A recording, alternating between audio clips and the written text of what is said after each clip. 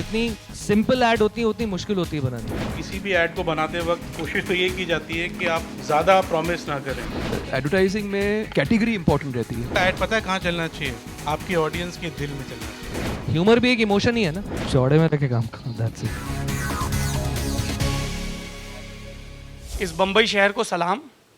मैं एक उरई यूपी के एक बहुत छोटे से कस्बे से आता हूँ, उरई नाम है। तो मैं सोचा छोटे से कस्बे को बड़ा बना दूँ। तो एक भाई साहब मिले थे, बतौलेबाजी यूपी वाले बहुत दबा के करते हैं, मतलब उनकी बातें सुन लें तो ब्रह्मा जी ब्रह्मांड बनाना भूल जाएं। उनको लगे मैं क्या कर रहा हूँ, लोग तो ये कर रहे हैं जो कर रहे हैं। तो उरई छोटा सा शहर है, इतना छोटा शहर है कि जिला भी नहीं है। तो एक भाई साहब लखनऊ से ट्रेन में चढ़े और बम्बई के कुछ लोग बैठे हुए थे। तो बोले आप कहाँ जा रहे हैं? तो हमने कहा उरई जा रहे हैं। बोले उरई ये कौन सी जगह है? वो फैल गया। बोला आप उरई नहीं जानते? तो उसने कहा नहीं जानते। बोले कहाँ के हो? बोले मुंबई के। बोले और गुनाह है नहीं जानते। तो क्यों? तो उसने कहा भाई साहब दुनिया में 3 ही शहर हैं, मुंबई, दुबई और उरई, और फेंकू इतने बड़े, आजकल फेंकू नहीं बोलना चाहिए पब्लिक फोरम पे,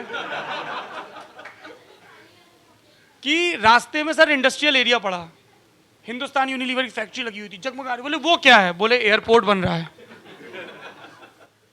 और आगे गए तो एक गांव था पशुपालकों का, तो गाय वाएं चर रही थी किनारे। बोले ये क्या है? बोले अमूल से बड़ी डेयरी बन रही है, बहुत दूर बन रही है, चरते चरते यहां तक आ गई। स्टेशन आ गया, उतरने लगे। बोले स्टेशन तो बहुत छोटा है। बोले हाँ एयरपोर्ट बन रहा है ना, इसलिए स्टेशन घटा दिया, जमीन अधिग्रहित हो गई। तो ऐसे दिलफेक उरई से मैं आता हूँ। और उरई की जो हमारी सबसे शुरुआती याद, उरई में एक सुबह 4 बजे, अच्छा यूपी में सबको नेता बनना है ना? नेता सबसे पहले उनको आईआईटी और सीपीएमटी क्लियर करना होता है, वो नहीं कर पाते हैं। मम्मी के लड्डू खाते हैं और जो लक्स का साबुन ले जाते हैं उसका सर लक्स भी नहीं मिटता और वापस आ जाता है, इतनी पढ़ाई करते हैं। तो फिर होता है कि आप डॉक्टर इंजीनियर बन पाए, क्या बनेंगे? तो बोले आईएएस बनेंगे, कलेक्टर, या फिर कप्तान साहब बनेंगे। कप्तान साहब जिप्सी से उतरे, पीछे 4 लौंडे गच गच, जूता पहने, जीन्स वीन्स, कमर में नंगी पिस्टल लगी, एकदम जल जला, कप्तान साहब आगे, कप्तान साहब। वो भी नहीं बन पाते क्योंकि उसके लिए पढ़ना पड़ता है। फिर वो आखिरी में अपना मोक्ष तय करते हैं कि मुझे नेता बनना है। 4 बीघा जमीन ना सही, जाके दे आए बहन जी के झोला, टिकट अपनो, और बाके बाद चरचराटा, विधायक जी विधायक जी विधायक जी। तो ऐसे यूपी से, जिसमें बहुत सारे पॉलिटिकल एस्पिरेशन है, हम आते हैं। यूपी में चुनाव होने वाले हैं थोड़े दिनों के बाद, टीपू भैया की लड़ाई है, बुआ जी बबुआ और चाय वाले की लड़ाई है। कूल हो गया ना बड़ा, चाय वाला, यहाँ पीछे चाय बार है। तो मुझे लग रहा है कि चाय बार को भी 500 रुपये लगते हैं, अंबानी ने भी 500 दिए, तो चाय बार भी मोदी जी की फोटो लगा ले 500 रुपये में, सबसे बड़ा ब्रांड एम्बेसडर मिल जाएगा। तो लल्लन टॉप में हम लोग लॉन्ग फॉर्म जर्नलिज्म करते हैं, पॉलिटिक्स की बातें करते हैं, तीखी बातें करते हैं, मीठी बातें करते हैं, जनता की बातें करते हैं, डिस्टेम्पर लगी बातें नहीं करते हैं, क्योंकि आजकल डिस्टेम्पर सिर्फ छेद छिपाने के लिए पोत दिया जाता है, सीमेंट दुरुस्त नहीं किया जाता है। 5-6 सेशन होंगे, अलग अलग हस्तियां आएंगी। वो हस्तियां आएंगी जो हिंदी के प्यूरिटन इंडेक्स में कहीं फिट नहीं बैठती हैं। एक तरफ तो हिंदी का समाज 16 सोमवार के व्रत रखता है, वैभव लक्ष्मी करता है, नायकों का इंतजार करता है। एक औरत 1971 में हैंडलूम की साड़ी पहन के खड़ी होती है और अपनी पतली आवाज में चीखती है गरीबी हटाओ, लोग यकीन कर लेते हैं। एक भाई जी आते हैं गुजरात से, कहते हैं मेरा देश बदल रहा है, वो बदलने के लिए तैयार हो जाते हैं। लेकिन हिंदी में ऊपर जो मठाधीश बैठे हैं, जिनकी ज़िंदगी अभी भी शॉल और श्रीफल और आप, तो मुझे अगर अमित का परिचय करना, आप अमित शर्मा, आपका कार्य क्षेत्र मुंबई, इस तरह की टोन में अभी फंसे हुए हैं। जबकि असल बात यह है कि हिंदी को बढ़ाने, बचाने, समृद्ध करने का, ऐसे चौचक और जिंदा बनाए रखने का काम वो नौजवान कर रहे हैं जो उस प्यूरिटन इंडेक्स में फिट नहीं बैठते हैं। नए तरह के भाषा, नए तरह के तेवर लेकर आ रहे हैं। ऐसे 2 शानदार लोग हमारे बीच हैं। प्रद्युम्न चौहान सर, और दूसरे हमारे साथी हैं अमित शर्मा। आइए अमित जी। और बंबई में एक वर्ड बहुत यूज करते हैं लोग, इम्प्रोवाइजेशन, है ना? क्या होता है इम्प्रोवाइजेशन? बताओ यार, तुम तो फिल्में बनाते हो। खुद को बेहतर बनाना। तो हम लोग इस सेशन का इम्प्रोवाइजेशन कर रहे हैं और एक और गेस्ट हैं जो गेस्ट होने के लिए नहीं आए हैं, लेकिन हम उनको गेस्ट बनाए दे रहे हैं। उनका नाम है सोहन शाह। प्लीज स्टेज पे आइए सर। कोई बात नहीं, मतलब ऐसा तो नहीं था ना कि गेस्ट होते तो फुल पैंट पहन के आते।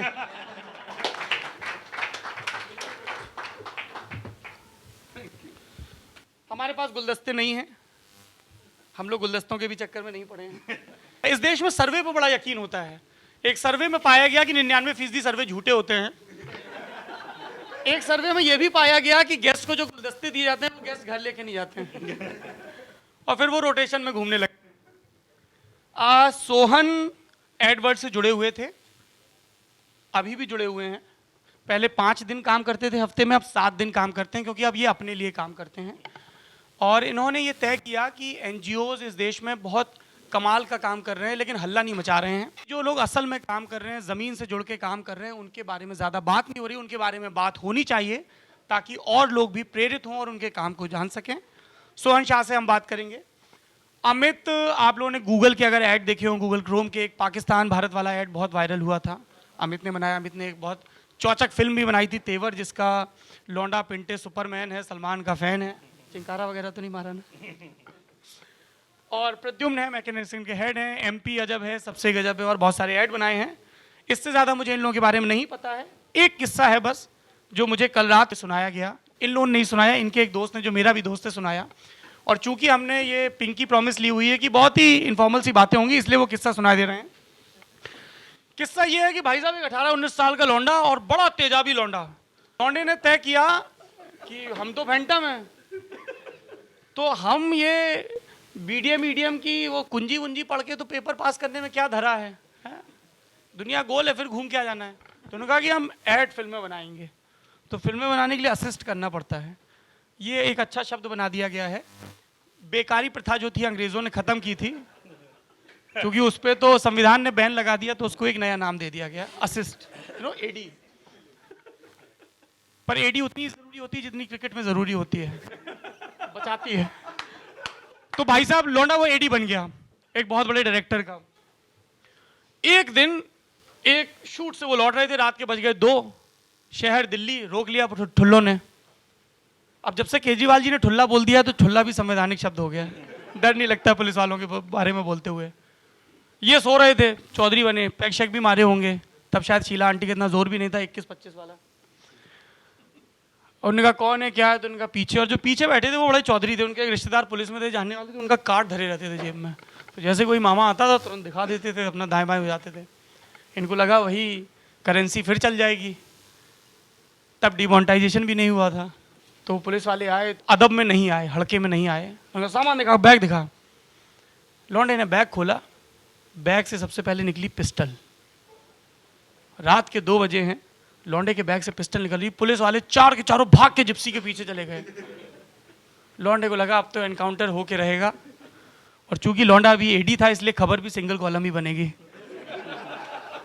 ऐसा नहीं है कि वो बड़ा पूरा सेंटर स्प्रेड जाए ऊपर।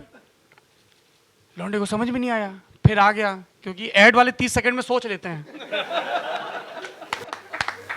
तो फिर समझ में आ गया उनको। तो बोले अरे अरे अरे नकली है, प्लास्टिक की प्रॉप है, शूट से आ रहा हूं। बोले ऐसे कैसे? फेंक के दिखाई, और ये भी पीछे छिपा, इसका एनकाउंटर ना हो जाए। फिर आखिरी में पुलिस वालों ने भरोसा कर लिया।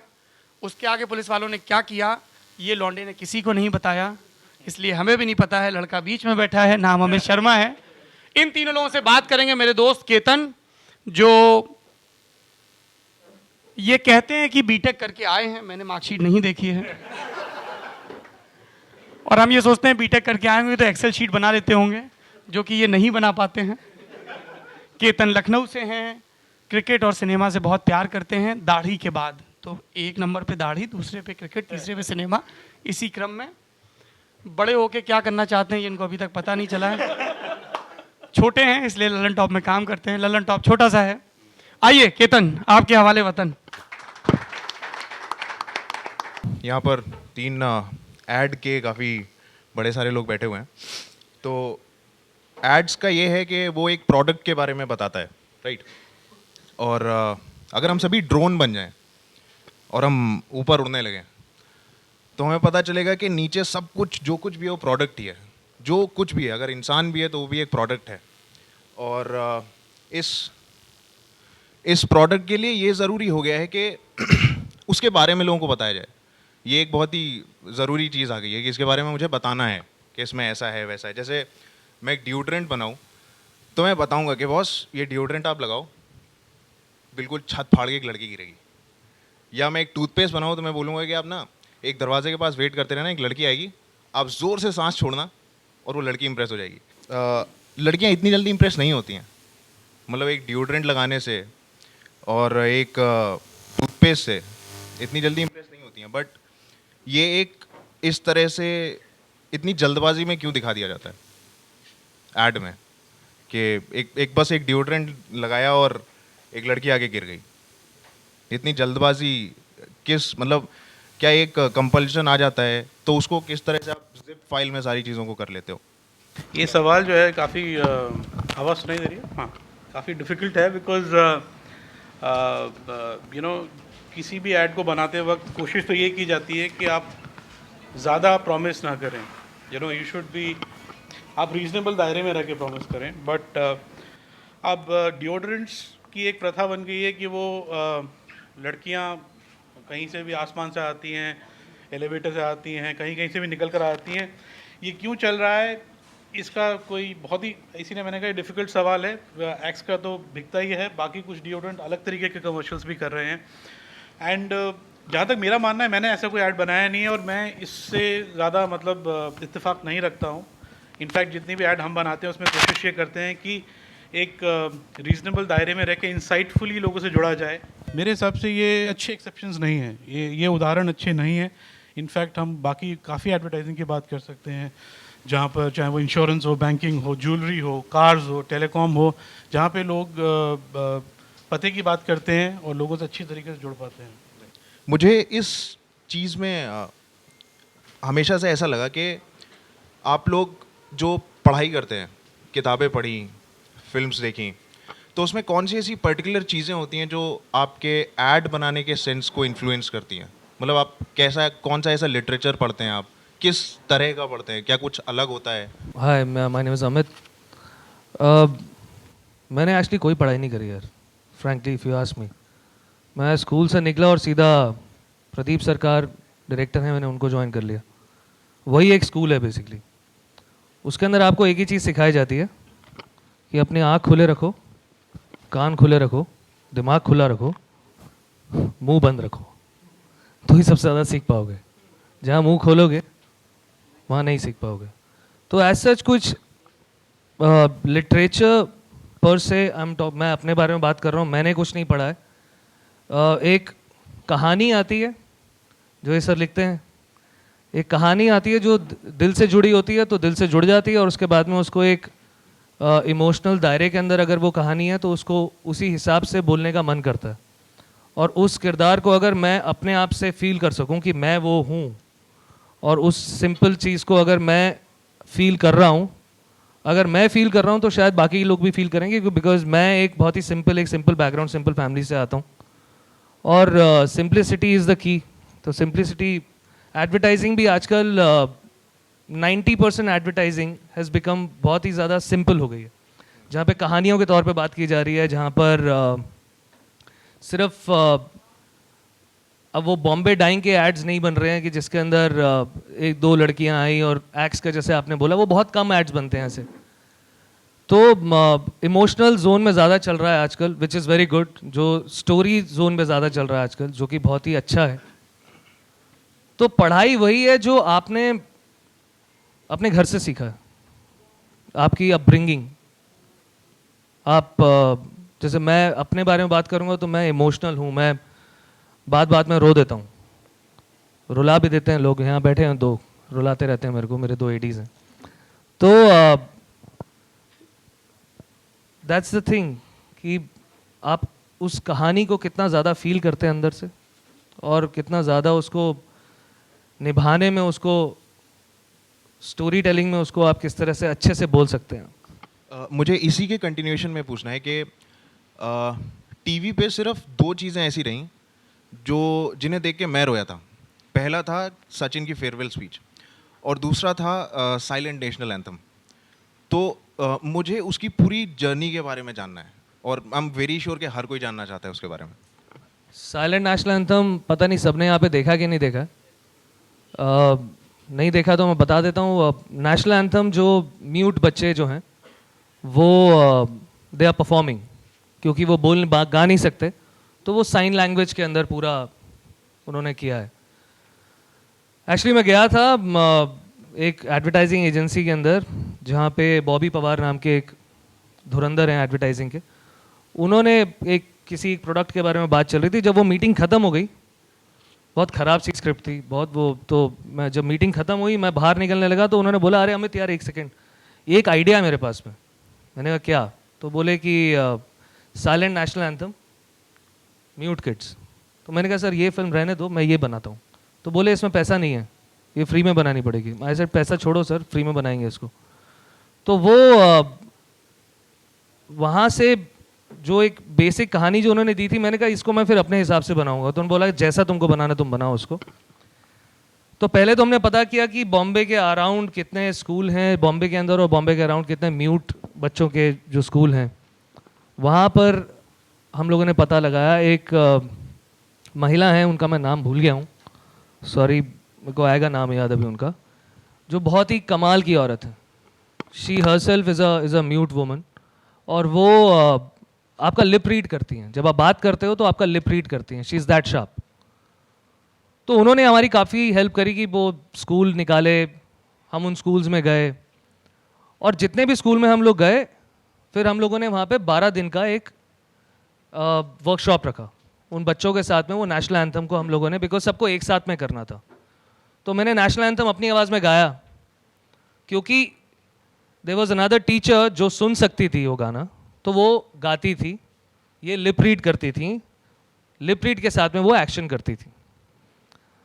तो खैर शूटिंग का दिन नज़दीक आ गया, और मैंने सोचा था 500 बच्चे हैं, उनमें से 200 तो आ ही जाएंगे, सारे बच्चे नहीं आएंगे। लेकिन आप बिलीव नहीं करेंगे, 500 के 500 बच्चे वहाँ पर आ गए। हम लोगों ने बसेस भेजी थी उन स्कूल्स में, सारे बच्चे अपने स्कूल ड्रेसेस के अंदर आए, और उनको डॉन बॉस्को स्कूल है यहाँ पे बॉम्बे में ही, वहाँ पे हम लोग शूट किया। तो हम लोग लाइटिंग वाइटिंग का वेट कर रहे थे, तो बच्चों को एक चीज़ बोल दी गई कि ये लाइन में आप बैठ जाओ, और वो टीचर्स उनको बोलती थी एक हाथ का सब वो, तो सारे बच्चे उसी टाइम खड़े होके एक हाथ का वहाँ पे वो ले लेते। किसी बच्चे ने नहीं बोला धूप लग रही है, गर्मी लग रही है, कुछ नहीं। और मेरे लिए भी मैं एक फिल्म बना रहा था, तो एक बेसिक स्टोरी उसके अंदर रखी कि एक बच्ची लेट हो गई है, भागती हुई आ रही है, और वो सबसे आगे आके ज्वाइन करती है because she is the captain of the whole school, and then she comes and she starts performing. This one teacher सामने, उसके सामने बैठ खड़ी हुई हैं, जो कि एक्चुअली वही टीचर हैं जो मेन, हाँ। तो वो 500 बच्चे लाइन में खड़े हुए हैं, एंड उन लोगों ने सबने साथ में किया। तो सारा दिन निकल गया, लेकिन मैं उनमें एक चीज़ नोटिस कर रहा था कि वो बच्चे ना जोक्स क्रैक कर रहे थे, साइन लैंग्वेज में जोक्स क्रैक कर रहे हैं, और वो हंस रहे हैं। एक बच्चा ऐसे से कुछ करता है, साइन लैंग्वेज में बात करता है, दूसरा बच्चा जोर से हंसता है। मैंने कहा कमाल है यार ये। खैर मेरा इतना इमोशनल, इतना जल्दी बॉन्डिंग नहीं हुआ उनके साथ में, बट मेरे लिए ये था कि हाँ मैं एक फिल्म बना रहा हूँ, ये मेरे फिल्म के किरदार हैं सारे सारे बच्चे। तो जो वो बच्चे कर रहे थे, मैं वो बस उनको शूट कर रहा था। मैंने ऐसा कुछ नहीं किया कि इन बच्चों को बोला ऐसे करो ऐसे करो ऐसे करो, वो पहले हो चुका था। 2 कैमरा के साथ हम शूट कर रहे थे, अलग अलग बच्चों के हम कुछ क्लोजअप्स ले रहे थे, कुछ वाइड शॉट्स ले रहे थे।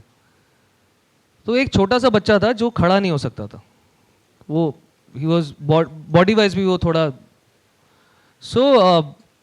वो बैठ गया, तो उसको पीछे वाला बच्चा है, उसने उसको उठाया, और फिल्म में एक सीन है जिसके अंदर सब लोग सल्यूट करते हैं लास्ट में, तो पीछे वाले बच्चे ने नेचुरली आके ना उसका हाथ पकड़ के सीधा कर दिया। तो वहाँ मेरे रोंगटे खड़े हो गए, सेट यार ये कमाल है, जो मुझे बताते हुए भी हो रहे हैं अभी। फिर शूट खत्म हो गया, और उन सब बच्चों को पता लगा कि शूटिंग पैकअप हो गई है, अब सब जा रहे हैं। तब तक मेरा ऐसा कुछ नहीं था कि उन बच्चों के साथ में ओके फाइन, दे आर, भगवान ने ऐसा बनाया उनको, सब ठीक है, ओके फाइन, ये हैं, अभी क्या कर सकते हैं। तो उनको शूटिंग खत्म होने के बाद में एक ही चीज़, जो मोस्ट अमेजिंग चीज़ जो मेरे को लगी, वो सबके सब आए, 500 बच्चे, उन लोगों ने मुझे घेर लिया, they just wanted to touch my hand and they just left. उनको सिर्फ ये करना था, और वो निकल गए। वहाँ मेरी आंख में आंसू आ गया। आई सेड ये क्या कमाल के बच्चे हैं यार। उसी स्कूल में मैंने करीब 15 दिन पहले नॉर्मल बच्चों के साथ शूट किया था। वो बच्चा कोई बोल रहा है मम्मी भूख लगी है, गर्मी लग रही है, मेरे को नहीं खड़ा होना, बट दीज किड्स, ये बच्चों ने एक शब्द नहीं बोला। एंड सबसे अमेजिंग चीज़ ये थी कि एक्साइटेड थे। सो उस तरह से बनाया हमने वो बनाने के बाद में रिलायंस ने बोला कि हम इनको अपने सिनेमा हॉल्स में सब में चलाना चाहते हैं। वो वहाँ पे भी चल गया और उसके बाद में उसको कान्स अवार्ड भी मिल गया। इन्हीं इमोशंस के साथ हमें एक ये भी ज़रूरी होता है कि जो भी चल रहा है वो भी हम शामिल करते रहें। जैसे अभी अभी एक गाना आया है कि लगती करंट जैसे निकला वारंट जैसे, अभी अभी उतरा हो नेट से टोरेंट जैसे। तो एक फिल्म के अंदर मतलब टोरेंट फिल्म्स के लिए बून भी रहा है, बेन भी रहा है, बेन ज़्यादा रहा है। और इंटरनेट हालांकि मतलब काफ़ी ज़्यादा हेल्प कर रहा है, बट देन स्टिल टोरेंट जैसे शब्द को यूज़ करना, क्योंकि वो आजकल चल रहा है, हर कोई जानता है टोरेंट। तो ये इसका कितना लोड होता है सर? इसका कितना लोड होता है ये इसमें कि जो भी चल रहा है वो हम समेटते चले? श्योर, एक्चुअली आपने पहले सवाल पूछा था कि क्या पढ़ाई लिखाई ज़रूरी होती है, मतलब वो भी एक रेलेवेंट चीज़ है कि एक्चुअली पॉपुलर कल्चर में अगर आपको जाना है, जुड़ना है, एज ही सेड कि सिंपल हो गया है काम, इट्स वेरी इंपॉर्टेंट कि हम उन चीज़ों को एक तरीके से रखें जिससे कि पॉसिबली लोगों का इमेजिनेशन कैप्चर हो। तो टॉरेंट जैसे आप बोलेंगे, गाने में एक्सपेक्टेशन ये है कि आप वादी की बात करेंगे, जुल्फ़ों की बात करेंगे, शाम की बात करेंगे। अगर टॉरेंट्स बोलेंगे तो जो इसको एक थियरी है, मतलब it's a theory of discontinuity. जैसे एक हमारे यहाँ कहावत हम लोग यूज़ करते हैं अपनी डिज़ाइन का काम करते हुए कि जो खटकता है वही अटकता है। बिकॉज एक्चुअली आप इसलिए कर रहे हैं ताकि एडवर्टाइजिंग हो, ब्रांड के लिए काम कर रहे हैं, पैसा लग रहा है, पैसे का रिटर्न होना चाहिए, फिल्म जा रही है, फिल्म पे लोग आके देखें। अगर इस तरीके का इम्पैक्ट नहीं होने वाला है तो ये कोई मतलब टाइम पास या शौकीन तौर पे आप नहीं कर रहे हैं, मतलब इसीलिए ये बहुत ही अच्छा एग्जाम्पल है। ऐसे सैकड़ों हज़ारों एग्जाम्पल हैं। अब जैसे हमारा एडवर्टाइजिंग का एक फेमस हुआ था, वो हर फ्रेंड ज़रूरी होता है, तो बोलता है चाय के लिए जैसे टोस्ट होता है, मतलब ये नॉर्मली आप नहीं करेंगे, but you use these things so that जो आज की जनरेशन है बहुत उससे अट्रैक्ट हो, उसको यूज़ करे, एंड और उसका जो पूरा रिजल्ट है आपको मिले उसके। सिंपल सी चीज़ है कि आज की जो जनरेशन है उनके पास ना वक्त नहीं है। They don't have time, they don't, उनका अगर उनको कोई एक ऐड अगर 5 सेकंड में पसंद नहीं आई तो वो नेक्स्ट पे चले जाते हैं। तो एक डिजिटल मीडियम जो हमारे एडवर्टाइजिंग में चलता आ रहा है कि आजकल जो क्लाइंट्स हैं वो बोलते हैं ये फिल्म डिजिटल पे जानी बहुत ज़्यादा ज़रूरी है। अगर वो 5 सेकंड, 3 सेकंड, 4 सेकंड में अगर वो फिल्म ने आपका इंटरेस्ट उनका अगर नहीं पकड़ा तो वो लोग नेक्स्ट पे चले जाते हैं। तो इसलिए ऐसे कुछ वर्ड्स यूज़ किए जाते हैं, इसलिए शुरुआत कुछ ऐसी चीज़ों की जाती है एडवर्टाइजिंग में जो कि आपका अटेंशन ग्रैब कर लें। और वो जानना बड़ा ज़रूरी होता है कि जैसे कहीं रिसर्च होते हैं। जैसे अभी एक गूगल का एक और ऐड मैंने बनाया था जिसमें गूगल द हीरो, वो बाप बेटे की जो कहानी है, तो वो ऐड जब बना तो 9 मिनट का था। 9 मिनट का है वो, मेरा जो है कमर्शियल वो 9 मिनट का है। तो क्लाइंट ने देखा, बहुत अच्छा लगा उसको, बट दे सेड 9 मिनट की फिल्म हम चला नहीं पाएंगे। आई सेड क्यों नहीं चला पाएंगे? नहीं, क्योंकि बहुत लंबा है, लोगों का अटेंशन स्पैन इतना ज़्यादा है नहीं, 9 मिनट कोई देने को तैयार नहीं है। आई सेड मेरे हिसाब से अगर वो एक कहानी के अंदर अगर एक इंसान घुस जाएगा तो उसको बंद नहीं करेगा। तो खैर खूब लड़ाई हुई, तो वो 6 मिनट की फिल्म रिलीज़ हुई। तो जो इंटरनेट पे आप देखते हैं वो 5 मिनट्स कुछ 58 सेकेंड ऐसे कुछ है, 6 मिनट की करीब फिल्म है। वही अटेंशन स्पैन की अगर बात की जाए तो ऐसे वर्ड्स, ऐसी कुछ चीज़ें जो बच्चे पकड़ के गाना गाना शुरू हो जाते हैं, तो जिसमें कुछ मिलावट भी होती है, कुछ मिलावट डालना बड़ा ज़रूरी हो गया आजकल, बिकॉज नहीं तो आपका अटेंशन पकड़ना इतना आसान नहीं होगा। जितना सरल है उतना थोड़ा मुश्किल भी है। जितनी सिंपल ऐड होती है उतनी मुश्किल होती है बनानी, क्योंकि सिंपल ऐड के अंदर ड्रामा नहीं होता, ओए वो ऐसा, ये नहीं होता। सिंपल ऐड के अंदर एक कहानी चल रही है, एक कहानी चलने के अंदर उसको पकड़ के रखना बड़ा मुश्किल होता है। वो ये एक राइटर भी समझ सकता है, एक डायरेक्टर भी समझ सकता है, बिकॉज जब हम लोग वो ये कहानी लिखते हैं या जब मैं वो कहानी बनाता हूँ सर, जब बनाते हैं तो उसके अंदर एक सिंपलिसिटी को पकड़ के आपका इंटरेस्ट कायम रखना वो सबसे ज़्यादा मुश्किल होता है। तो वो जो एडवर्टाइजिंग की जो पढ़ाई की आप बात कर रहे हैं वो एक है एक्सपीरियंस, एक है आपकी खुद की नॉलेज, जो मैंने बोला, आप अपने घर से सीखते हैं, आप किस माहौल में पैदा हुए हैं उससे सीखते हैं, और कुछ आप एक्वायर करते हैं जो आप टाइम बिताते हैं, जो आपका एक्सपीरियंस होता है। तो this is what it is. आजकल क्या हो रहा है कि डिजिटल एज की वजह से हर कोई कवि हो गया, हर कोई फिल्म मेकर हो गया है, और जो इतना क्लटर है इस एज में कि हम काफ़ी बात करते हैं कि कुछ भी अगर हम कहानी कहना चाहते हैं तो कुछ attention breaking, clutter breaking, attention seeking कुछ होना चाहिए। तो ये अतरंगी चीज़ें करनी पड़ती है। बट एक चीज़ आपने जो पहले एक क्वेश्चन था आपका कि हम क्या सीखते हैं कहानियों से, अगर हम खुद को एक कंज्यूमर या एक यूज़र की तौर से देखें तो हम क्यों देखते हैं कोई भी कहानी या कोई भी ऐड।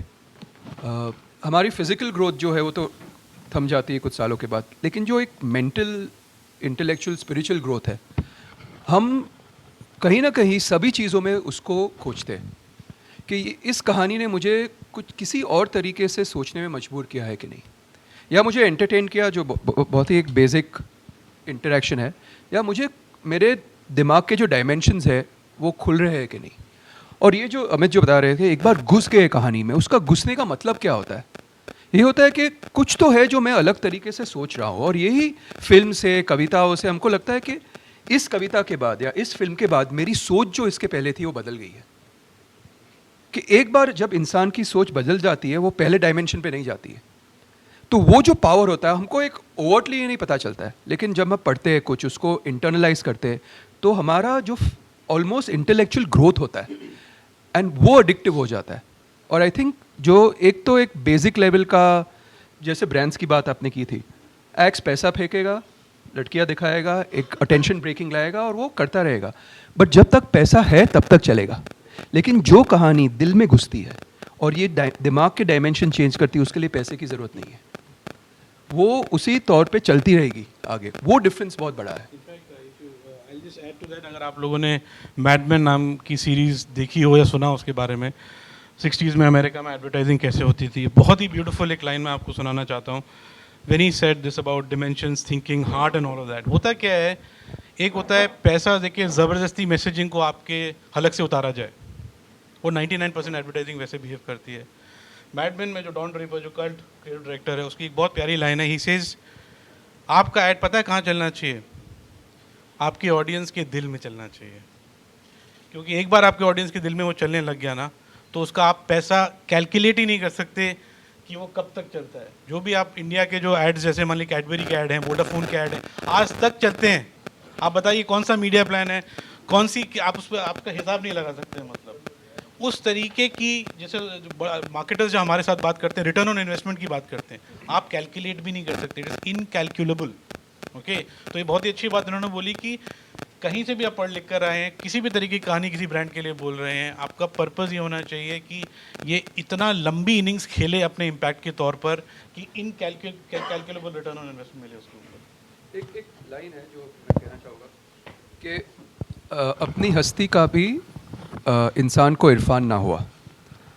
मोस्टली पीपल, आदमी को ये एहसास नहीं है कि उसके दिमाग में क्या हो सकता है, क्या सोच सकता है। और जब स्टोरीज़ ये आपको मजबूर करती है कि आप कुछ और बड़ा सोचें, आप और डीपर सोचें, आप और मीनिंगफुल सोचें, वो ये बहुत ही मतलब प्रवचन के जैसे नहीं होना चाहिए, बट जब दिल पे लगती है कुछ बात और दिमाग अलग सोचने लगता है, तो आई थिंक वो एनलाइटनमेंट एक सेंस आती है।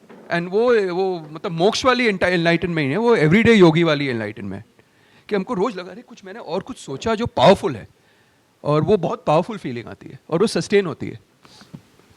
इसी चीज़ के बारे में पढ़ते हुए, इधर उधर देखते हुए मालूम चला कि एक शॉक एडवर्टाइजिंग नाम की भी चीज़ एग्जिस्ट करती है। विकीपीडिया पर एक प्रॉपर पेज है, तो जो बताता है कि एक बहुत ही डेलिब्रेट अटेम्प्ट होता है जो भी बंदा देख रहा है उसे शॉक कराने का, और ऑलमोस्ट ऑफेंड कराते हैं, ऑलमोस्ट क्या कराते ही कराते हैं, और ये एक सॉर्ट ऑफ उसे हिला के रख देता है, सिर्फ इसलिए कि उसका इम्पैक्ट रहे उसके ऊपर, सो दैट वो ब्रांड स्टिक करता रहे। तो ये भी एक साथ में पैरेलली चल रहा है, और इसका क्या ये होना चाहिए या ये नहीं होना चाहिए? करोड़ों एड्स जो हैं दुनिया में हुए हैं, उनको दो आप कंपार्टमेंट्स में डाल सकते हैं। ओके, एक को एडवर्टाइजिंग कहा जाता है, एडवर्टाइजिंग पे पन है, एडवर्टाइजिंग मतलब जिसमें शौक होगा या कोई बहुत ही बेहुदा चीज़ होगी, यू बीन टैंगोड या हिला के रख डाला और समथिंग लाइक दैट, और एक होती जेंटलर एडवर्टाइजिंग होती है. When he said he likes the emotional kind of work, he likes the storytelling and the complexly layered, insightful work. Actually आप जितनी भी बड़े बड़े एड्स देखेंगे तो उनको इन दो कंपार्टमेंट्स में डाल सकते हैं. तो actually what you said is actually a very important better half और the whatever entertaining half of advertising across the world. जब करियर शुरू किया तो काम नहीं था, तो अब कैसे दिखाएं कि हमको काम आता है. तो कुछ 10-10 सेकंड के 15-15 सेकंड के कुछ ऐड बनाए. एक है हमारे राम जयरामन करके एक हमारे मित्र हैं जिन्होंने हमको दिया कि भाई तुम बना सकते हो, एडी से अब तुम डायरेक्टर बन गए हो. तो जब बनाए तो उसमें से कुछ पैसे बच गए और कईयों के अंदर सारे पैसे लग गए. तो जो पैसे बचे थे तो एक हमारे क्रिएटिव हैं, दोस्त हैं हमारे, तो उनको मैंने फ़ोन किया. मैंने कहा सर एक ऐसे एक बंगलों में मैं शूट कर रहा हूँ, एक पैच वर्क था जो कि मेरे बॉस ने बनाया था, प्रदीप दा ने. तो उसका बर्मा में रिलीज़ हो रही है, तो एक बर्मीज़ मदर शूट कर दो, इस फिल्म के एंड के अंदर आती है. मैंने कहा हाँ कर देंगे, क्यों नहीं करेंगे करेंगे. तो घर के अंदर का एक दिन का शूट था. तो मैंने कहा ये शूट तो 2 घंटे में ख़त्म हो जाएगा. तो एक जो क्रिएटिव हैं मनीष रघु करके, उनको हमने बोला कि सर आप लोग बड़ी फ्री की फिल्में बनवाते हो, मैं फ्री की फिल्म बनाने को तैयार हूँ. मेरे पास एक घर है, आप एक ऐसी स्क्रिप्ट सोचिए जो घर के अंदर शूट हो जाए और कम टाइम में. तो उन्होंने कहा एक कहानी है, उन्होंने बताई मुझे वो कहानी. वो शॉक एडवर्टाइजिंग जो आप बोल रहे हैं, तो वो एक ऐसा ही एक ऐड था, हेन्स अंडरगारमेंट्स का एक ऐड था बेसिकली.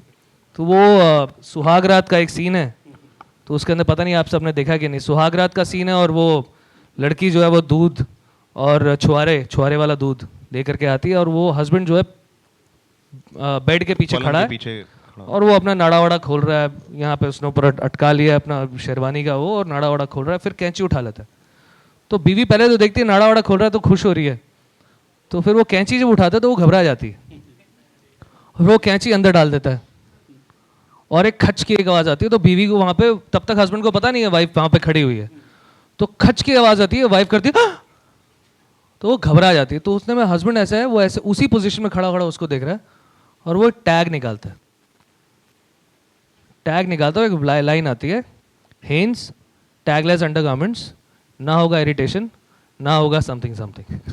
सो वो ऐड इतना उस टाइम पे यूट्यूब वगैरह नहीं था कुछ इतना ज़्यादा. तो वो ऐड बनने के बाद में जो हमने फ्री में बनाया था, तो वो क्लाइंट को दिखाया गया, वो पागल हो गया देखकर. उसने 3 साल वो ऐड टीवी पे चलाया, 3 साल वो ऐड टीवी पे चला. उसका प्रोडक्शन कॉस्ट भी दिया हमारे को कि आप लोगों ने बड़ी मेहनत करी है, प्रॉफिट नहीं दे सकते, अपना प्रोडक्शन कॉस्ट जो आपका लगा वो ले लीजिए. तो वो कहीं दफ़ा वर्क करता है. इट वर्क समटाइम्स बिकॉज थोड़ा मसाला, लेकिन वो भी स्टोरी में बेहुदा दिखाने की ज़रूरत नहीं है. वो एक टॉइंग एक ऐड आया था, अब वो उस अमूल टॉइंग वो जो भी था, वो it worked for the brand, but I don't want to say कि whether it worked for the image or not, but yes it worked for the brand.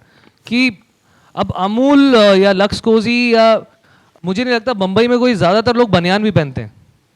वो सब यूपी जो अब बात कर रहे थे बिहार, यूपी, पंजाब, वहाँ पे सब अभी भी पहनते हैं.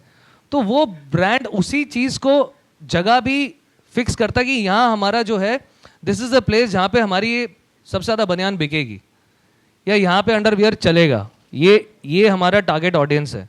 साउथ में हमारी ये फिल्म ज़्यादा चलेगी बिकॉज साउथ में हमारा ज़्यादा टारगेट ऑडियंस है, वहाँ पे ज़्यादा हमारी बिक्री होती है. और ये जो हम बता रहे हैं शॉक एंड नो एडवर्टाइजिंग चलेगा कि नहीं चलेगा, एक्चुअली थोड़ा नुआंस्ड है कि हम लोग ऐसा, it's not one market of many, it's many markets of one. आजकल जो हो रहा है कि एडवर्टाइजिंग में कैटेगरी इंपॉर्टेंट रहती है. जैसे इन्होंने बताई वो कैटेगरी है, एक कैटेगरी है जहाँ ऐसा वॉइस, शॉक का वॉइस चल सकता है, अलग कैटेगरी में नहीं चलेगी. और इनसाइट बहुत इंपॉर्टेंट होता है, जिस टारगेट ऑडियंस से बात करनी है वो बहुत इंपॉर्टेंट है. तो हम ऐसा नहीं कोई ब्रॉड ब्रश स्ट्रोक कि ये शॉक चलेगा या नहीं चलेगा, को देखा है किससे बात करनी है, कैटेगरी क्या है, उधर ये इनसाइट रेलेवेंट है कि नहीं. क्योंकि लास्ट 10 साल में इंडिया इतना बदला है जो 50 साल में नहीं बदला था, और इतना ही जल्दी बदल रहा है. तो ये हमारी जो इंडस्ट्री है वो बहुत ही डायनामिक और लाइव इंडस्ट्री है। उसमें कोई रूल्स नहीं होते कि यही है और ऐसे ही रहेगा। ये रूल है कि दिल को बात लगनी चाहिए और आपके दिमाग को थोड़ा एक्सपैंड करना चाहिए। एडवर्टाइजिंग को लोग ना एक बहुत ही थियरी बनाना चाहते हैं और ये भूल जाते हैं कि एक 50 पैसे की कैंडी भी हम बेचते हैं और 5 करोड़ की मर्सिडीज़ मेबैक तक जाती है। और ये मेरी खुद की है, मैंने इसका एनालिसिस किया है कि 50 पैसे से 5 करोड़ के बीच में अगर आप एनालिटिकली बात करें तो लाखों प्राइस पॉइंट्स हैं। आप देखिए 1 रुपये की भी चीज़ होगी, 5 रुपये का बिस्किट आएगा, 10 रुपये, 20 रुपये, 50 रुपये, 100 रुपये, 1000, फिर ड्यूरेबल्स में आप जाएंगे। तो जो ये बात बोल रहे थे कि it is very important to be relevant, वो टोन ऑफ वॉइस उस हिसाब से आनी चाहिए। मतलब टिपिकली क्या होता है, जितने कम पैसे कम स्टेक की चीज़ है वहाँ पर शौक चल जाता है। जब आप ज्वेलरी में इंस्टीट्यूशंस में जाते हैं, जब स्टेक्स ज़्यादा होते हैं तो आपको ज़्यादा सेंसिबल होना पड़ता है, आपकी टोन अलग हो जाती है। मतलब तरीके से जब भी एक क्लाइंट किसी एजेंसी के पास जाता है और वहाँ पर अपना रिक्वायरमेंट बताता है और ये सारी चीज़ें, तो एक एजेंसी में अक्सर ऐसा होता है कि 2-3 डायरेक्टर्स होते हैं। तो वहाँ पर कब ऐसे डिसाइड किया जाता है कि अच्छा ये वाला ये प्रोजेक्ट मैं करूँगा या ये तुम कर लो? तो ये इस पे डिपेंड करता है कि वो उसका कंफर्ट जोन है या वो एक पर्टिकुलर ब्रांड को प्रेफर कर रहा है कोई? सर इसका जवाब मैं यही दे सकता अच्छा, अब डायरेक्टर्स में समझ नहीं पाया। एक्चुअली होता क्या है कि टिपिकल एजेंसी में पहले से ही एक नेचुरल विभाजन होता है। तो आपने बिल्कुल सही बोला है कि जो राइटर्स हैं, जो यंग हैं, जो क्रिएटिव डायरेक्टर्स हैं, उनके बॉसेस हैं, उनका अलाइनमेंट और स्ट्रक्चर इस तरीके से बनाया जाता है कि हाँ ये इंसान इंग्लिश में अच्छा है, तो अगर इस तरीके की कैटेगरी है तो ये अच्छा लिख पाएगा उसके लिए, because it's a very responsible job. अगर जो आदमी मान लो बिल्कुल ही अब बहुत फैशनेबल है कि हिंटरलैंड से कर लेते हैं, पर हिंटरलैंड का जो इंसान है शायद वो एक लग्जरी ऑटोमोबाइल के लिए ना लिख पाए। सो इसलिए बहुत ही जैसे कास्टिंग होती है ना फिल्मों में, उसी सटीकता से, उसी एक्यूरेसी से इस चीज़ को पहले से ही डिवाइड किया जाता है। And then there are times कि जब आपको लगता है बहुत बड़ी कोई पिच है, बहुत बड़ा कोई क्लाइंट आप लाना चाहते हैं या बहुत बड़ी कोई सिचुएशन है, तो 2-3 ग्रुप मिलकर भी उस पर विचार विमर्श करते हैं, उस पर आइडियाज़ निकालते हैं, then the rest of it follows. Director बताना कैसे चलता है। अच्छा, डायरेक्टर का भी अमित ने बोला। एक्चुअली मैं एक खुद ही लाइन बोला करता था कि it's a bit of pun here that I like to cast my director. तो कास्ट माय डायरेक्टर का मतलब ये है कि करेक्ट। तो जैसे अभी अमित के साथ अभी हमने वो स्नैपडील का अनबॉक्स ज़िंदगी का कैंपेन किया है और ये बहुत ही हरफन मौला हैं, बहुत पहुँचे हुए हैं, एक इंडियन मास लेवल पर एक बहुत ही निकट जाकर किसी के हृदय से जुड़ पाना इन्होंने बहुत अच्छे से किया है। चाहे वो गूगल क्रोम के साथ किया है, इनका पुराना काम जितना भी इन्होंने लो के साथ में किया था, टाटा टी के लिए किया था, आइडिया के साथ काम किया हुआ है। सो व्हाट हैपेंस इज कि उसमें क्या हो जाता है, ये अनफॉर्चुनेट भी है, फॉर्चुनेट भी है, बिकॉज एक तरीके की एक इमेज बन जाती है कि यार जब आपको मास लेवल पर जुड़ना है और आपको हर इंसान से जुड़ना है और वो गैल्वनाइज करना है इतना बड़ा थॉट, तो आप अमित के पास जाना चाहेंगे। सिमिलरली कुछ लोग एक ज़्यादा लुक्स में माहिर होते हैं, कुछ लोग जोक्स ज़्यादा अच्छे बोल पाते हैं, इस तरीके की बहुत वो चीज़ें होती हैं। So I think that happens and I think he can tell you whether it works for them और it is maybe sometimes it works against them. एक कैटेगराइज कर देना एक बहुत ही नेगेटिव टर्म है, क्योंकि आप अभी अगर कोई ह्यूमर वाली फिल्म बनाता है तो ज़रूरी नहीं है कि वो इमोशनल फिल्म नहीं बना सकता।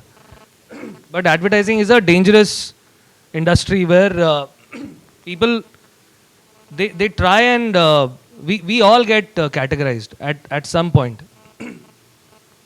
तो उसके लिए this is what I do, that मैं इमोशनल फिल्मों के साथ में बीच बीच में कुछ ह्यूमर, बीच बीच में कुछ स्टाइल वाली फिल्में भी करता रहता हूँ। अब वो हर कोई वो चीज़ समझ सकता है या नहीं देख सकता वो मुझे पता नहीं है, but it's very negative that what we categorise भी, ठप्पा लगा देते हैं, ब्रांड कर देते हैं कि ये सिर्फ ह्यूमर बनाता है, ये सिर्फ स्टाइल बनाता है, या ये सिर्फ इमोशनल फिल्में बनाता है। बट अभी because new generation is coming and they want to explore, so new directors are also coming, new creatives are also coming. So at the same time उसके अंदर ये चीज़ होती है कि हर किसी को एक एक्सपेरिमेंट करने का एक मन करता रहता है। And when you have people like Pradyumna who जो छूट देते हैं, जब मैं इनके साथ में जब लास्ट फिल्म कर रहा था उन्होंने बोला भाई तू करना जो तेरे को करना, छूट देने वाले लोग बहुत कम होते हैं। तो उसके अंदर एक ऐसी चीज़ निकलती है when your creative agency and जब डायरेक्टर, वो एक विवाह होता है बेसिकली, एक शादी होती है। उसके अंदर ऐसा नहीं होता कि आप मेरी सुनो, मैं बीवी हूँ आप मेरी ज़्यादा सुनोगे, हस्बैंड की तो सुनी नहीं जाती वैसे भी, तो दोनों ही बीवियाँ होती हैं। तो उसके अंदर ऐसा होता है कि दोनों साथ में मिलकर काम करें और एक छूट मिले जिसके लिए उस डायरेक्टर को हायर किया गया है। और अगर वो उस चीज़ के अंदर सही जा रहा है और एक क्रिएटिव को समझ में आता है, आज की डेट के अंदर क्रिएटिव भी एक फिल्म मेकर है। पहले ऐसा होता था, एक मोनोपली होती थी कि एक डायरेक्टर के पास जब फिल्म जाती थी वो बोलता मैं ही जानता हूँ, तुम सब पीछे बैठे हो, अब मेरी फिल्म है। लेकिन अभी ऐसा नहीं है। अभी ये भाई साहब भी फिल्म डायरेक्ट कर सकते हैं, बिकॉज इतना ज़्यादा इन्वॉल्वमेंट है डायरेक्टर्स के साथ में, एजेंसी के साथ में। Eight the same time directors के पास में वो राइट है कि वो बोल सकते हैं यार ये स्क्रिप्ट में इसको ऐसे नहीं कर, ऐसे करें। तो वो सब चीज़ें अब खुल गई हैं, जिससे क्वालिटी भी अच्छी हो रही है। But still that point is there that stands which will always be there, कि कैटेगराइज करना, ब्रांडिंग कर देना, वो होता है। एक्चुअली उसमें एक पॉइंट ये भी है कि सी इवेंचुअली व्यवसाय है, मार्केट है, बाजार है, तो क्या होता है कि इतनी इमरजेंसी होती है एक ऐड को डिलीवर करने के लिए कि आदमी सोचता है कि यार इसके तो ये क्रेडेंशियल्स बहुत अच्छे हैं इस जॉनरा में, तो इसको पकड़ लेते हैं फटाफट। ऐसा नहीं है कि हम नहीं चाहते कि अमित कि एक ब्रेक थ्रू कुछ अलग तरीके से। Similarly another new director I was working with who is known for, जो बहुत विजुअल काम करता है, उसको मैंने बोला यार तेरे को मैं इमोशनल फिल्म दे रहा हूँ और मैं पंट कर रहा हूँ तेरे साथ में, तू नया है but I have full confidence in you. पर मेरा क्लाइंट है, मेरा मार्केटर बोल रहा है कि उसने इमोशनल काम नहीं किया है। उसने मेरे को बहुत प्यारी बात बोली, उसने बोला क्या जब मैं विजुअल काम करता हूँ तो क्या विजुअल का इमोशन नहीं होता है? बहुत प्यारी बात है एमसी, कि मतलब विजुअल ऐसे ही नहीं बनाया जाता है, विजुअल के पीछे भी कुछ ना कुछ इमोशन ज़रूर होता है। सो आई थिंक ये कैटेगराइजेशन, वो जो होड़ लगी है ना कि मुझे ये एक हफ्ते में ऐड चाहिए, इसलिए एक शॉर्टकटिंग भी हो जाती है। वरना आई थिंक अगर इत्मीनान हो, ठहराव हो, इतनी ग्रेस हो, तो I think it can be more accommodating. इसको अगर हम एक दूसरे तरीके से देखें कि हमें जो एड्स अच्छी लगती है, आपका क्वेश्चन था कि कैसे डायरेक्टर्स हम चूज़ करते हैं, लेकिन हमें जो एड्स अच्छी लगती है अगर आप उसको उसमें डिग इन करें कि ये कैसे बनी थी। एक चीज़ है जो हर एक वो ऐड थी उसमें होगी कि जो क्रिएटिव डायरेक्टर है, फिल्म मेकर है और जो लोग इन्वॉल्व हैं उनमें एक एनर्जी क्रिएट होगी, वो बहुत इंपॉर्टेंट है। और मैंने देखा है जब प्रद्युम्न अगर बैठते हैं क्रिएटिव डायरेक्टर के साथ और टीम बैठती है, वो जो एक एनर्जी है उसको हम लोग एक मतलब थियोरेटिकली नहीं लेबल कर सकते। वो है कि बहुत ही एक क्रिएटिव सी या एक बहुत ही इथीरियल सी चीज़ है कि वो बनती है एनर्जी, और उसी एनर्जी को जो अमित बोल रहे हैं उसको फिर छोड़ देना चाहिए। बिकॉज ये आर्ट है ना, इन अ वे कमर्शियल आर्ट है, तो हम उसको बहुत बॉक्स नहीं कर सकते, कैटेगराइज नहीं कर सकते।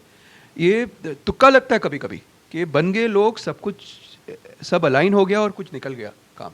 तो ये बहुत इंपॉर्टेंट है, ऐसा कोई रूल नहीं कि ये डायरेक्टर यही करेगा। ये एनर्जी, एक प्योरिटी बहुत इंपॉर्टेंट है। ये मैं बात दोहराना चाहता हूँ कि हमारी इंडस्ट्री में प्योरिटी की बहुत ज़रूरत है, कंसिस्टेंट ज़रूरत है।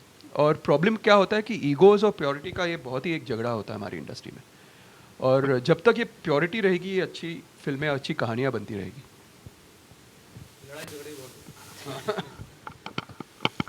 जो ये एड्स हैं ये हर जगह मिलते हैं, और जैसा अभी सर ने कहा था कि सोशल मीडिया की वजह से हर कोई राइटर बन गया है, हर कोई पोएट बन गया है, और ये सारी चीज़ें, हर कोई क्रिटिक भी बन गया है। तो कुछ भी देखा तो कैसा भी लगा, अच्छा लगा, बुरा लगा, तो उसके बारे में बात होती है। उसी तरह से अभी तक ऐसा होता था कि जो एड्स हैं वो बस आए गए, ये पिछले 5 सालों तक ऐसा होता था, बट अभी ऐसा है कि उन्हें भी स्क्रूटनाइज किया जाता है, उन्हें भी क्रिटिसाइज़ किया जाता है। अच्छा लगा तो अच्छा हुआ, बुरा लगा तो और भी ज़ोर से बोला जाता है। और अभी रिसेंटली देखा कि किसी ने अपना ऐड वापस ले लिया, उसे दोबारा से निकाला उसे। तो एक ऐसा क्या प्रेशर उसकी वजह से क्या आया है, उसमें क्या क्लाइंट से कोई ब्रीफ मिलता है कि भाई ऐसा होना चाहिए या ऐसा नहीं होना चाहिए, पहले से ही बोल दिया कि ये चीज़ें हैं जो छूनी ही नहीं है, तो उसका क्या एक प्रेशर है, क्या सीन है उसका? मैं एक्चुअली ये जो डिजिटल मीडियम है ना, उसकी वजह से एक चीज़ जो अच्छी हो गई है कि आपको क्या कहना है, वो क्लैरिटी बहुत इंपॉर्टेंट है।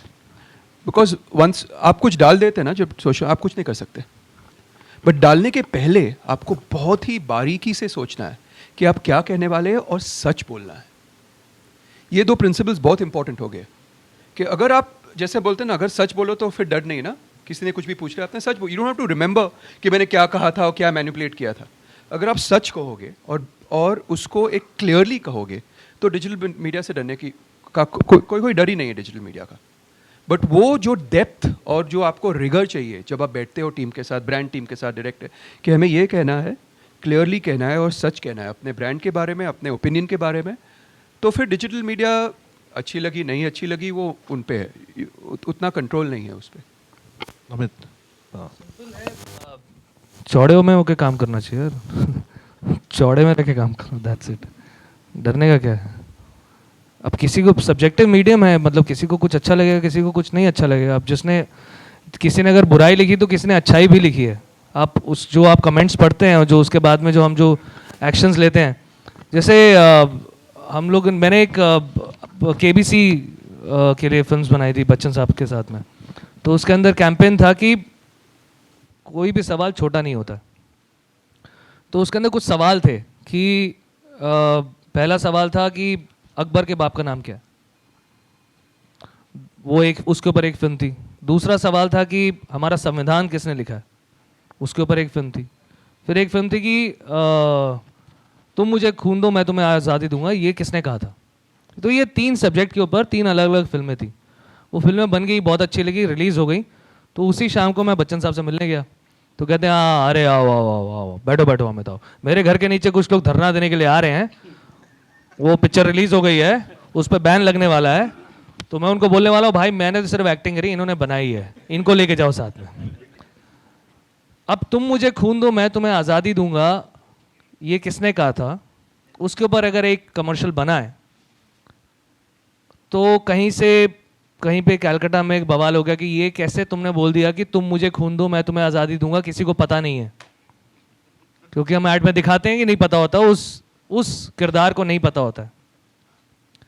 हमारा संविधान किसने लिखा था, तो और भी लोग खड़े हो गए। फिर अकबर का बाप का नाम क्या है, तो पता नहीं कहाँ से अकबर की फैमिली से कहाँ से कौन खड़ा हो गया, पता नहीं मेरे को। लेकिन हो गए।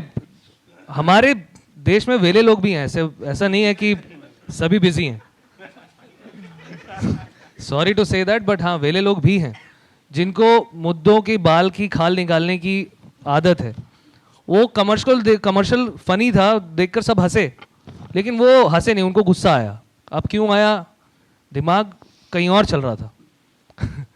तो ऐसा होता है।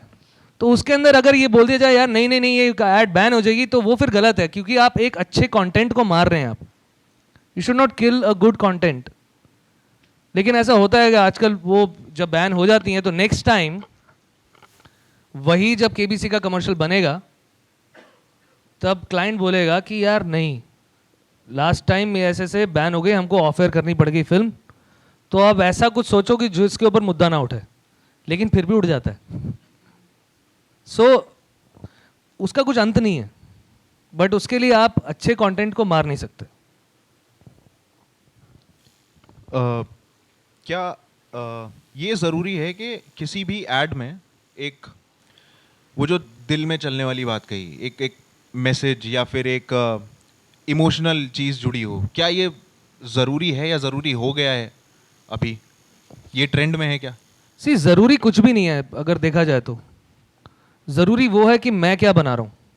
एक स्क्रिप्ट आई है मेरे पास में, मैं उसको बोल रहा हूँ ये मेरे लिए ज़रूरी है कि मैं इमोशनली इससे जुड़ूँ, तो वो मेरा अपना पर्सनल वो पर्सनल मेरा और जो जिस क्रिएटिव की वो फिल्म है वो उसका है। कोई और फिल्म लिख रहा है, कोई और फिल्म बना रहा है, उसके मन में क्या चल रहा है वो उसका है। And it has always worked. अगर आप गूगल रीयूनियन की बात कर रहे हैं, वो फिल्म बनाए हुए 4 साल हो गए मेरे को, लेकिन अभी भी अगर आप उसके बारे में बात कर रहे हैं क्योंकि उसमें एक इमोशन है जो जुड़ा हुआ है। Eight the same time Cadbury की फिल्म की बात करते हैं जहाँ पे वो लड़की डांस करती हुई क्रिकेट ग्राउंड में घुस जाती है, उसका प्यार का इमोशन था वो, आज भी वो बात हमको याद है, यू नो। या अगर हम आज के डेट में अगर सेंटर फ्रेश की बात करते हैं तो वो ह्यूमर भी एक इमोशन ही है ना, वो जो करना शुरू कर देता है वो हमको याद है। So all these things somewhere, see advertising वाले जो लोग होते हैं वो चतुर तो होते ही हैं, उनको पता है क्या बिकेगा क्या नहीं बिकेगा। वी आर ऑल सेल्समैन, ये इतना पढ़ाई करने के बाद में सेल्समैन ही है। मैं भी सेल्समैन हूँ, ये भी सेल्समैन है, वो भी यहाँ भी बैठे हैं, ये भी हैं। So we are all salesman, we are all people trying to sell that product, but while making the film I am not thinking whether this product will get sold और नॉट। फ्रैंकली मैं नहीं सोचता हूँ कि ये product बिकेगा या नहीं बिकेगा। मैं वो फिल्म अपने लिए बना रहा हूँ, मैं वो फिल्म मेरे क्रिएटिव के लिए बना रहा हूँ कि ये खुश होगा, मैं खुश होऊंगा, मैं खुश हूँ तो ये भी खुश होगा। So it's as simple as that. Ultimately ये फिल्म मेकिंग है। फिल्म मेकिंग के साथ में आपको एक दिया हुआ है कि इसको मुझे इस तरह से बोलना है और ये लोगों को याद भी रह जाए। उसके अंदर म्यूजिक भी एक चीज़ होती है, म्यूजिक डायरेक्टर बहुत बड़ा काम करता है। सिर्फ राइटिंग और डायरेक्शन नहीं होती सब चीज़, म्यूजिक, एडवर्टाइजिंग में म्यूजिक, क्लेवर म्यूजिक बहुत इंपॉर्टेंट होता है कि वो म्यूजिक अगर आप दूसरे कमरे में बैठे हैं और वो एक ऐड चल रही है तो आपको पता लग जाता है कि कौन से ब्रांड की ऐड चल रही है। So that is another factor in advertising film making and advertising writing. So काफ़ी चालू लोग होते हैं। एक चीज़ मैं ऐड करूँ, इनफैक्ट व्हाट हैपेंस इज कि इस साल का एड वीक का वर्ल्ड वाइड जो सबसे बड़ा जो ऐड है वो एक ब्रांड है अंडर आर्मर करके है, अमेरिकन, और माइकल फेल्प्स का ऐड है। ओके, नाउ छोटा सा डिटूर लूँगा। पहले जब एडवर्टाइजिंग होती थी तो आप बोलते थे बेटर प्रोडक्ट्स, फिर पूरी दुनिया आ गई बेटर वर्ल्ड बनाने के चक्कर में चली गई, और अब होता है बेटर यू। हर चीज़ बड़ा यू लेड है, मतलब यू नो। तो आज क्या है कि सिर्फ एडवर्टाइजिंग और इमोशनली नहीं है, इंस्पायर करना बहुत ज़रूरी हो गया है। बिकॉज आप यूर नॉट, ये कोई ब्रॉडकास्ट का वो टाइम नहीं रहा है कि आप इस तरीके से अच्छी तरीके से बोल भी दोगे तो हो जाएगा। जो ऑडियंस है उसको बिलीवर होना पड़ेगा। आपके पास इंस्टाग्राम है, आपके पास इतने स्नैपचैट है, हर यूट्यूब का लाइन था ब्रॉडकास्ट योर सेल्फ। आप समझ रहे हैं, उसका मतलब है there are billions of content creating potentialities, you no.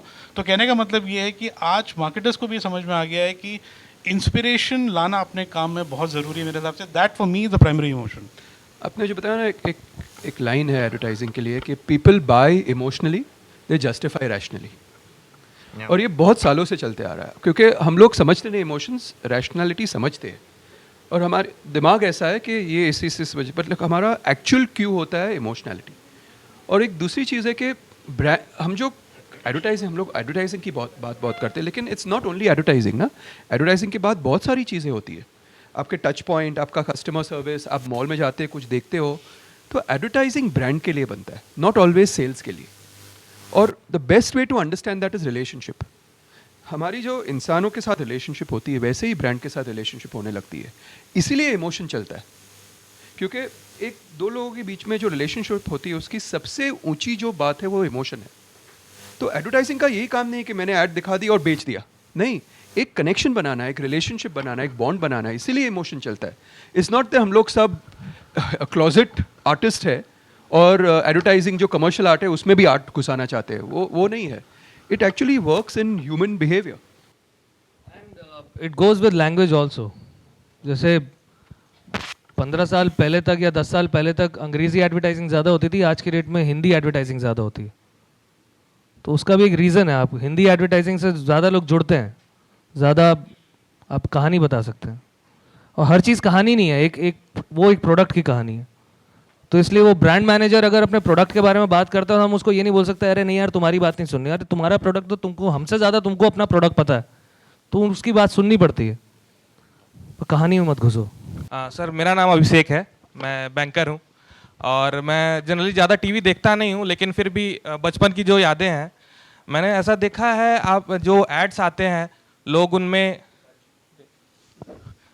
Celebrities add करते हैं हमारे, और जैसे छोटे शहरों में लोग हैं जैसे उनको या तो जैसे सेलिब्रिटी से वो कनेक्ट नहीं हो पाते हैं या ऐसा कुछ जो भी है, तो वो ऐड वो किस तरह से अपने आप को, ऐसा क्या आप लोगों को क्या लगता है कि वो उस तरह से अपने आप को कनेक्ट कर सकते हैं उस ऐड से?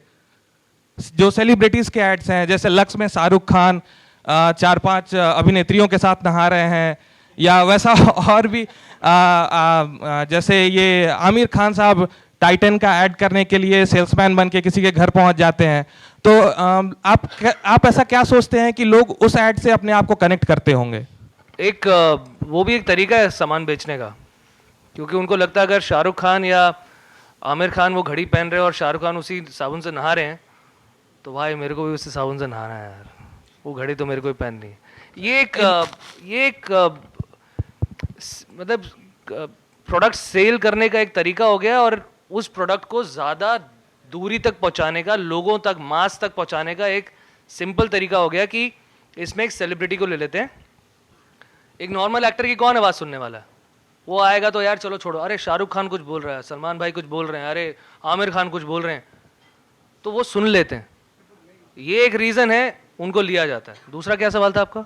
उसी की कंटिन्यूटी में एज इन जैसे मैं छोटे शहर से हूँ तो हमारा जैसे ग्रुप रहता था, तो ऐड देखने के बाद हम ये कहते थे कि यार चूतिया समझाया हमें कि यार ये शाहरुख खान इतना करोड़ों में कमाता है और ये 10 रुपए के साबुन से नहाता होगा। तो ऐसे ही एक गुलजार साहब के साथ में मेरी एक वार्तालाप चल रही थी, तो वो एक ऐड ही लिख रहे थे मेरे लिए। तो गुलजार साहब को मैंने बोला, सर इसमें ना आपकी आवाज़ चाहिए। तो वो मेरे को एक ही चीज़ बोले नहीं बेटा, मैं आवाज़ नहीं दे सकता हूँ, क्योंकि ना मैं बच्चों के लिए एक संस्था उनसे जुड़ा हुआ हूँ, उन बच्चों के लिए मैं कविताएं बोलता हूँ। तो जब वो ऐड टीवी पे चल रही होगी तो मेरी आवाज़ देख के बोलेंगे, अरे अरे अंकल तो साबुन तेल भी बेचने लग गए। Recently, there had been issues with, like, for example, Fair and Lovely, the Shah Rukh Khan Fair and Lovely. So it is very obvious कि मतलब हम सबको समझ में आता है कि भाई हम कोई क्रीम लगाने से गोरे नहीं हो सकते. So it basically is floating on a line. So I mean, how do you draw a line? Where do you draw a line कि कितना दिखाना है, कितना, how good the product is? Like I, from a receiving end, from being a customer, I don't watch or read ad at all. I know if it is good, मेरे को 2 दिन में पता चल जाएगा, I will buy it. So मतलब where do you draw a line कि कितना झूठ दिखाना है, कितना नहीं दिखाना है, how to present it, how to package it?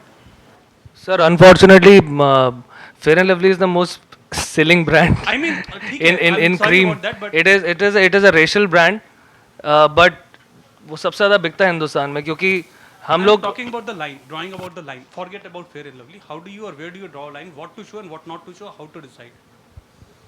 Sir ये तो बड़ा मुश्किल सवाल है। सूर्य बहुत ऐड बनाया ना, इसने बहुत ऐड बनाया। सूर्य बहुत ऐड बनाया। नहीं बहुत नहीं बनाया। ये वही एक्स वाली बात हो गई, लड़की गिरने वाली। Something like actually नहीं, but आपने ये देखिए, लाइन ड्रॉ अगर आप करना शुरू करेंगे तो सबको पता है कि अगर किसी पे गोरापन आएगा भी तो शायद 0.05% आए, राइट? उसके लिए इतनी मार्केटिंग और इतना बड़ा, जैसे इन्होंने बोला, इतना ज़्यादा बिकता है। देखिए, एडवर्टाइजिंग काम करती है आपके अंदर की किसी कॉम्प्लेक्स या इनसिक्योरिटी के ऊपर। हम लोग कॉलोनाइज्ड हैं, हमारे यहाँ पर गोरे रंग के प्रति आकर्षण है, इसी पे वो चलता है। अब इस बिसात पे अगर चल रहा है तो इलीगल काम नहीं है। ड्राइंग लाइन का मतलब ये है मेरे हिसाब से, अगर इसमें सैद्धांतिक तौर पे ये लगता है कि यार ये तो ज़्यादा हो रहा है और ये तो इसका जो मुनाफा बहुत कम है, राइट, तो वो प्रोडक्ट ही एग्जिस्ट नहीं करना चाहिए। जैसे सिगरेट के पीछे लोग जाते हैं, जैसे अल्कोहल के पीछे जाते हैं, इस तरीके से इस पर भी उस तरीके का प्रहार होना चाहिए।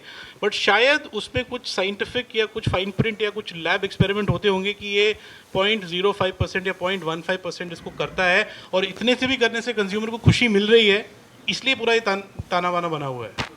और गोरे रंग के बारे में पहले ही कहा जा चुका है कि गोरे रंग पे इतना गुमान न कर। हाय, मेरा नाम नीलेश है।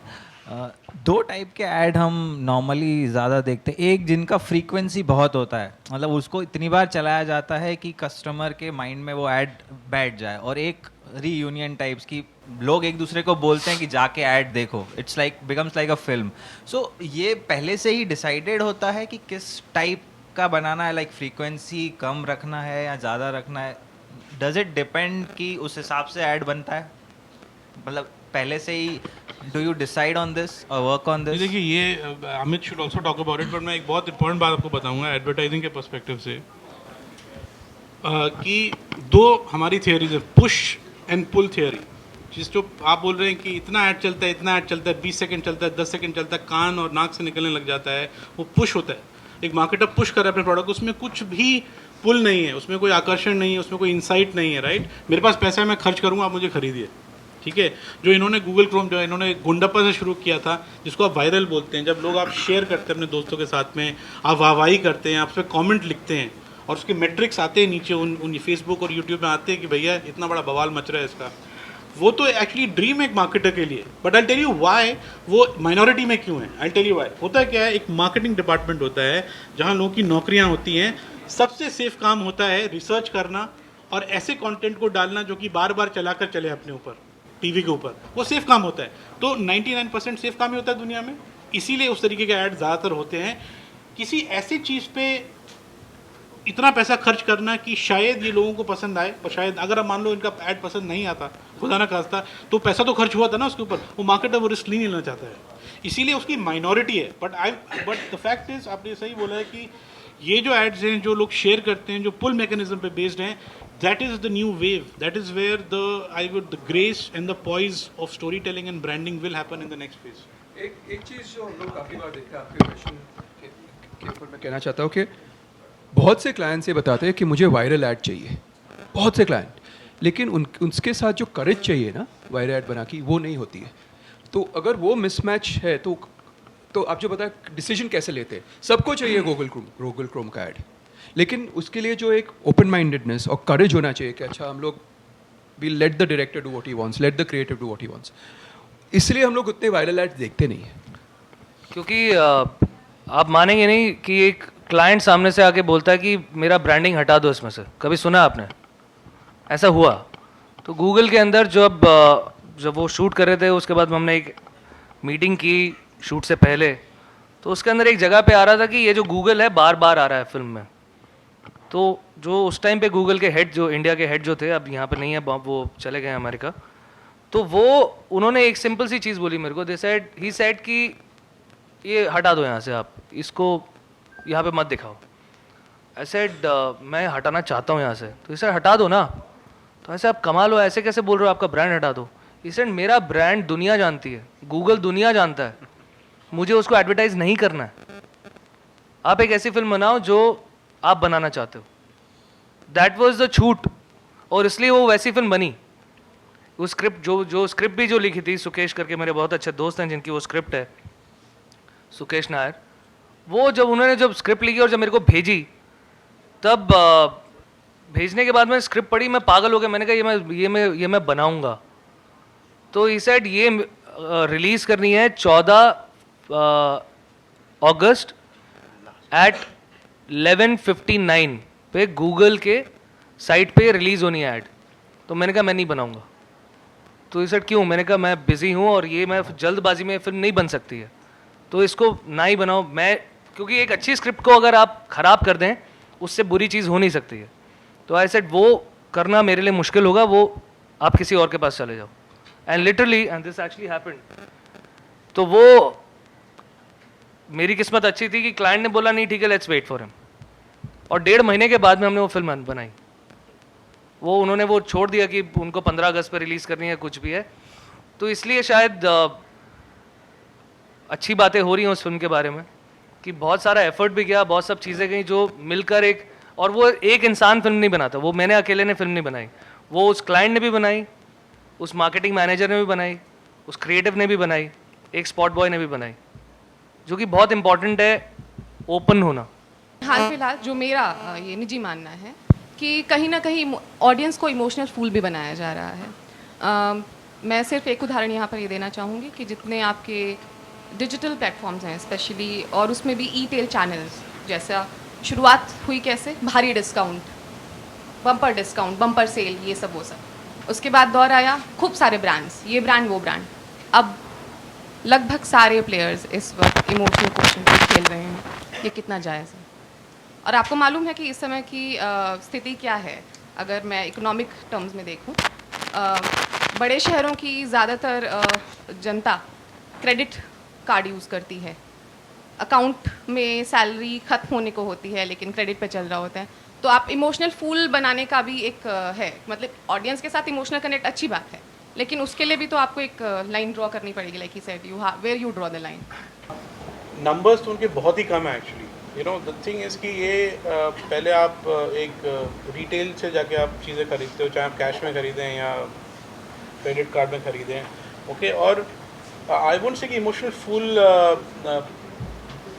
फूल बोलना तो मतलब फिर तो ना बिजनेस होना चाहिए ना प्रोडक्ट्स होने चाहिए, बिकॉज वो भी एक थियरी है, बट वो बहुत ही निहिलिस्टिक थियरी है, मतलब बहुत डिस्ट्रक्टिव थियरी है।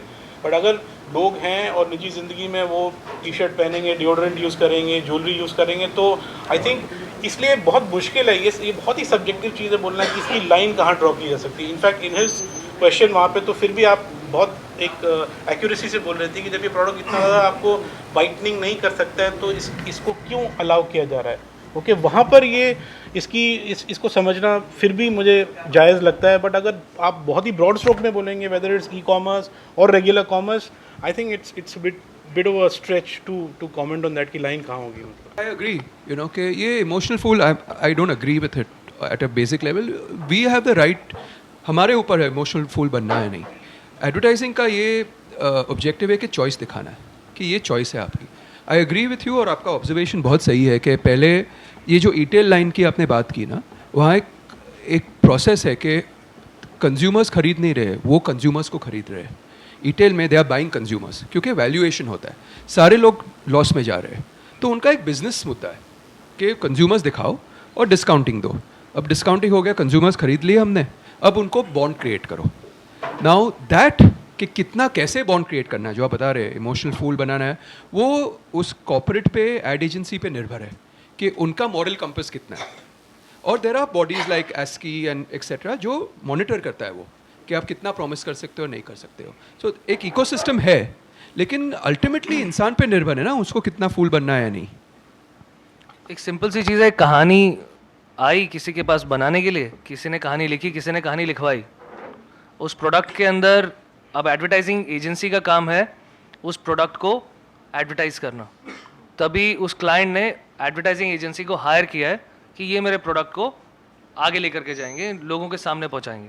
अब वो प्रोडक्ट में इमोशनली आप कोई फूल बन रहा है क्योंकि इमोशनल फिल्म बन रही है और इमोशनल फिल्म हम बना रहे हैं, दैट इज सिंपल नीड के ऊपर हो रहा है। आपकी अगर वो नीड है प्रोडक्ट खरीदने की तो आप खरीदेंगे, अगर वो आपकी नीड नहीं है तो आप नहीं खरीदेंगे। अब तो वैसे ऐड तो बनती है, मर्सिडीज़ की बनती है, लेकिन किसके पास जेब में पैसा नहीं होगा तो वो नहीं खरीदेगा ना। It's as simple as that. So that is our work and I love advertising. That is our work to make ads. Whether that product works in the market or not, I'm not thinking about that, but I'm just thinking whether that film is working or not. If that film is working, आप लोग वो product खरीदेंगे और emotional fool बन जाएंगे।